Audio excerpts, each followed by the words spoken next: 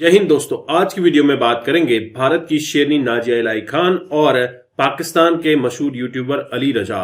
दोनों डिस्कशन करेंगे कि भारत में क्या माइनॉरिटीज पे अत्याचार हो रहा है, क्योंकि पाकिस्तान हमेशा से यही राग अलापता आया है कि भारत में माइनॉरिटीज बोले तो खास तौर पे मुस्लिम्स पे बहुत अत्याचार हो रहा है। वो अपने देश में हो रहे अत्याचारों को नहीं देखेगा, बट भारत में क्या हो रहा है इसके ऊपर जरूर नजर मारेगा। तो इसके बारे में पूरा क्लैरिफिकेशन आपको इस वीडियो में देखने को मिलेगा। अगर आप चैनल पर नए हैं, चैनल को सब्सक्राइब जरूर कर दें। जनाब गुलाम नबी डार जो है वो जम्मू एंड कश्मीर के आर्टिस्ट हैं और वो अखरोट वॉलनट के वुड से वो इतनी खूबसूरत नक्श बनाते हैं, इतनी खूबसूरत कारीगरी करते हैं जिनको कभी नजर में लाया ही नहीं गया था। क्योंकि 9 साल से भारतीय जनता पार्टी और मोदी जी के नेतृत्व में ये सरकार चल रही है और उनकी उम्र शायद 91 के करीब है, if I am not wrong. 72 बताई गई है जो। यस, 72 है।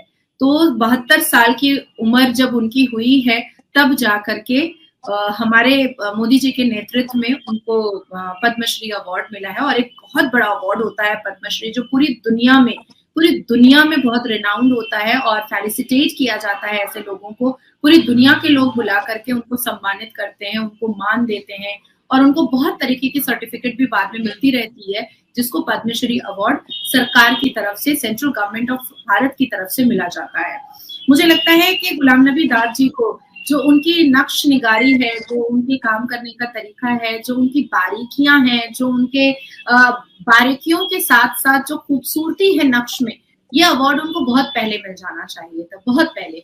पर क्योंकि कश्मीर को उमर अब्दुल्ला परिवार और मुफ्ती परिवार चला रहे थे और कश्मीर में सिर्फ और सिर्फ भगदड़ और आतंक मचा हुआ था बेनजीर भुट्टो और यासीन मलिक की वजह से। तो कहीं ना कहीं अपने में ही लोग इतने खुश थे वो कांग्रेस वाले कि वो दूसरों की आर्ट और कला और कल्चर को देख ही नहीं पा रहे थे। और इसके साथ साथ मैं आपको बताना चाहूंगी कि 26 जनवरी को हमारे जो गणतंत्र दिवस है उसमें श्री खलील अहमद जी को उत्तर प्रदेश से पद्मश्री अवार्ड मिला है। उसके बाद मोहतरमा नसीम बानो जी को उत्तर प्रदेश से पद्मश्री अवार्ड मिला है आर्ट पर ही। मोहतरमा तकदीरा बेगम को भी वेस्ट बंगाल से पद्मश्री अवार्ड मिला है। श्री गुलाम नबी दर जी को, जनाब गुलाम नबी दर जी को पद्मश्री अवार्ड मिला है। जनाब जहीर आई काजी जी को लिटरेचर और एजुकेशन में महाराष्ट्र से पद्मश्री अवार्ड मिला है।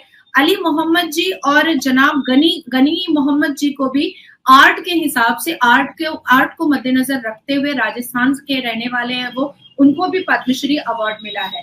तो इस बार कई मुसलमानों को पद्मश्री अवार्ड मिला है। और 2021 में 26 जनवरी गणतंत्र दिवस 26 जनवरी को भी 8 मुसलमानों को पद्मश्री अवार्ड मिला था, जिसमें से मौलाना वहीउद्दीन खान थे, मौलाना कालबी सिद्दीक थे और अली मनीफ फन थे। अब मैं बताना चाहूंगी कि इनको क्या क्या अवार्ड मिले थे 2021 में गणतंत्र दिवस में। मौलाना वहीउद्दीन खान और लेट मौलाना कालबी सिद्दीक, इनको पद्म भूषण अवार्ड से नवाजा गया था, Padma Bhushan, the second highest civilian award होता है ये। और पूरी दुनिया में पद्म भूषण अवार्ड उनको दिया जाता है जो मतलब इस पूरी दुनिया में बहुत रिनाउंड और बहुत ही ज्यादा काबिलियत रखने वाले व्यक्ति होते हैं, उनको दिया जाता है।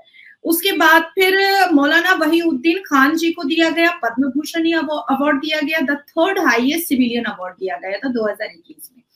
अब मैं थोड़ा सा इतिहास के पन्नों को खोलना चाहूंगी आपके सामने। जी। हाँ जी, ये जो लोग और आपके यहाँ पाकिस्तान में रोजाना चिल्लाया जाता है ना कि अरे मोदी सरकार जो है वो मुसलमानों के खिलाफ है, तो ये जितने पद्मश्री और पद्म भूषण अवार्ड दिए हैं, ये इतिहास गवाह है कि ये भारतीय जनता पार्टी की सरकार ने ही दिया है। और कभी किसी सरकार, कांग्रेस की एक सरकार रही थी जिसने कभी भी नहीं दिया था, कभी भी नहीं दिया था। 2001 में उस्ताद बिस्मिल्लाह खान वो हैं जिन्होंने सबसे पहले बांसुरी बजाई थी, बीन बजाया था बहुत खूबसूरत शहनाई के नाम से वो याद किए जाते हैं, जिन्होंने 1947 आजादी के बाद जब नेहरू ने पहला तिरंगा झंडा लहराया था तो उन्होंने ही वो शहनाई जो है वो उन्होंने बजाई थी। पर उनको नेहरू ने अवार्ड नहीं दिया था, उनको राजीव गांधी ने भी अवार्ड नहीं दिया था, उनको इंदिरा गांधी ने भी अवार्ड नहीं दिया था, उनको इटली की फिरंगी औरत के आंचल से निकला हुआ मनमोहन सिंह ने भी अवार्ड नहीं दिया था। उनको दिया था श्री अटल बिहारी वाजपेयी जी के नेतृत्व में, उनकी सरकार के वक्त में, जब भारतीय जनता पार्टी की सरकार थी और हमारे पूर्व प्रधानमंत्री अटल बिहारी वाजपेयी जी थे, तब उनको 2001 में उस्ताद बिस्मिल्लाह खान जी को भारत के रत्न के अवार्ड से नवाजा गया था। 2002 में हमारे missile man APJ Abdul Kalam को भारत का राष्ट्रपति बनाने का जो निर्णय है वो हमारे अटल बिहारी वाजपेयी जी ने लिया था। मीर अब्दुल हमीद, इनको परमवीर चक्र दिया गया था 2015 में हमारे मोदी जी की सरकार के वक्त में। हालांकि ये 50 इयर्स हुआ था इनकी शहादत को, और बहुत पहले कांग्रेस के जमाने में ही इनको परमवीर चक्र दे देना चाहिए था, क्योंकि ये उसके हकदार थे। लेकिन मीर अब्दुल हमीद जी को हमारे मोदी जी की सरकार आई तब उनको परमवीर चक्र दिया गया। तो आप जितने भी इतिहास के पन्नों को उठाइएगा उसमें आप देखिएगा कि मुसलमानों की काबिलियत को सराहने का काम सिर्फ और सिर्फ भारतीय जनता पार्टी करती है, और भारतीय जनता पार्टी में वही मुस्लिम रह सकते हैं या वही मुसलमानों को काबिल समझा जाता है जो वाकई में काबिलियत के हामिल होते हैं या काबिलियत तारीफ होते हैं। अब आप सोचिएगा कि एक बलात्कारी नासिर खान है जो हमारे भारत के पश्चिम बंगाल में रहता है, उसको पद्म भूषण दे दिया जाए तो वो भारतीय जनता पार्टी नहीं कर सकती है, वो उनसे नहीं होगा, क्योंकि वो बलात्कारी है, वो 10 साल सजा खटकर आया है। वो भारत के मुसलमानों के नजर में बहुत बड़ा आदमी हो सकता है और लोग उसकी शादियों में बनारसी और शेरवानी पहन करके जा सकते हैं, पर भारतीय जनता पार्टी के कार्यकर्ता या मोदी जी के नेतृत्व में कोई व्यक्ति उसको अवार्ड नहीं दे सकता है। अब आफ्ताब, उसने श्रद्धा की बोटियां की थी, 35 बोटियां की थी और फ्रिज में रखा था। क्यों? क्योंकि उसको जन्नत में 72 वर्जिन हूरें मिलेंगी। वो इस्लाम के हित में काम कर रहा था, इस्लाम के लिए काम कर रहा था, इसलिए पहले उसने श्रद्धा को बहला फुसला करके पटाया प्रेम के जाल में, उसके बाद फिर उसको सेक्सुअली यूज किया काफी सालों तक, फिर उसकी बोटियां की और कई महीने तक फ्रिज में उसकी बोटियां रखी, एट लास्ट वो अरेस्ट हो गया।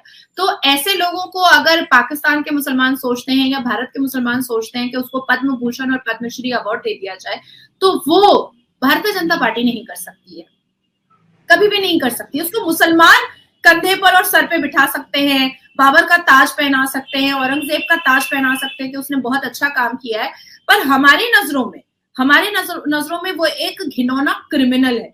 नासिर खान एक बलात्कारी है, उसको मैं मुसलमान बोलने से भी मुझे घिन आता है, वो एक बलात्कारी है।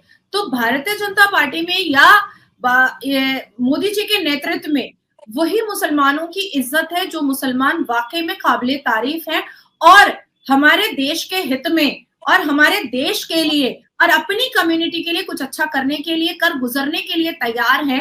वैसे ही लोगों को भारतीय जनता पार्टी में, वैसे ही मुसलमानों को भारतीय जनता पार्टी में बहुत वैल्यू और बहुत इंपॉर्टेंस मिलता है। नाजिया इलाही खान, मैं मेरे बारे में बोल देती हूँ। मेरी उम्र 11 फरवरी को हो जाएगी कंप्लीट 32 साल, मैं 33 साल की होने वाली हूँ, तो कंप्लीट मैं 32 कंप्लीट कर दूंगी। लेकिन इस 32 साल की उम्र में पूरी दुनिया मुझे पहचानती है, पूरी दुनिया मुझे जानती है। क्यों जानती है? और मेरे नाम के पीछे एक टैग लगा हुआ है कि मैं मोदी जी के लिए काम करती हूँ, या मैं एक बहुत बड़ा प्रोपेगेंडा हूँ, या मोदी जी ने स्ट्रैटेजी के तहत मुझे उतारा है। कई लोग ये भी कह देते हैं कि नहीं, नाजिया इलाही खान मुसलमान नहीं है। तो मैं एक तो पहले उनको चैलेंज करना चाहती हूँ कि आप प्रूव करके दिखाइए कि मैं मुसलमान नहीं हूं।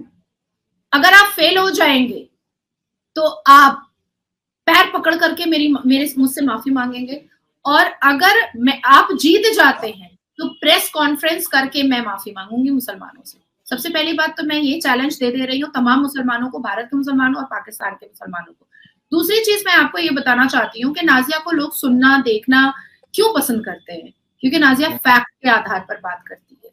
अगर नाजिया फैक्ट के आधार पर बात नहीं कर रही होती तो ना रजा मुझे कभी बुलाते और ना कोई और कभी मुझे बुलाता, और ना ही भारत के और नेशनल और इंटरनेशनल चैनल पर नाजिया 2 बार 4 बार नजर आती, 5वीं बार नजर नहीं। तो दोस्तों आपने इस वीडियो में देखा कि स्टार्टिंग में जो पॉइंट था कि बीजेपी और मोदी सरकार मुस्लिम विरोधी है।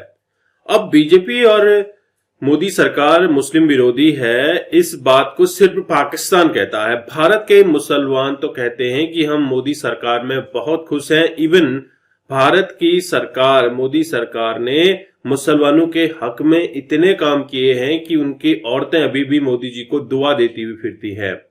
सबसे पहले 3 तलाक की बात करें, मोदी जी के शासनकाल में 3 तलाक को खत्म किया गया और कश्मीर के अंदर 370A आर्टिकल को हटाया गया। इसके बाद कश्मीर की डेवलपमेंट, कश्मीर की दशा आप देख रहे हैं किस तरह से कश्मीर भारत के हर स्टेट के साथ कदम से कदम मिलाकर बढ़ रहा है और कश्मीर का डेवलपमेंट चारों दिशाओं में हो रहा है।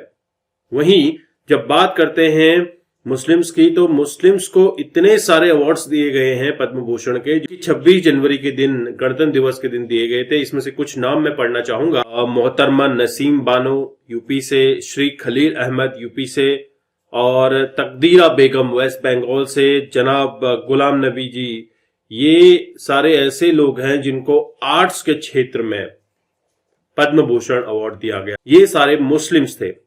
वहीं अगर हम बात करें उस्ताद बिस्मिल्लाह खान, कौन नहीं जानता उस्ताद बिस्मिल्लाह खान को, शहनाई के जनक माने जाते हैं। और इन्होंने भारत के गणतंत्र दिवस, जब भारत आजाद हुआ था, उस समय पर शहनाई बजाई थी।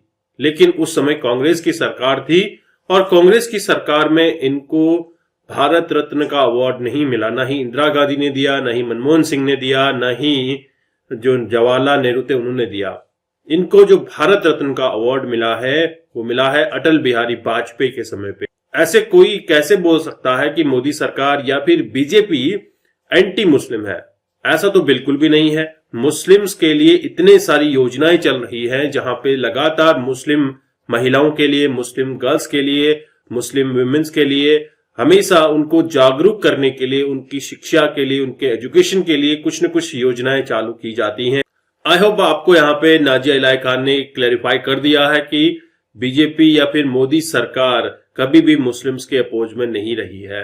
आई होप आपको ये वीडियो अच्छा लगा। मैं आपको मिलता हूं नेक्स्ट वीडियो में, तब तक के लिए थैंक यू। जय हिंद, जय भारत।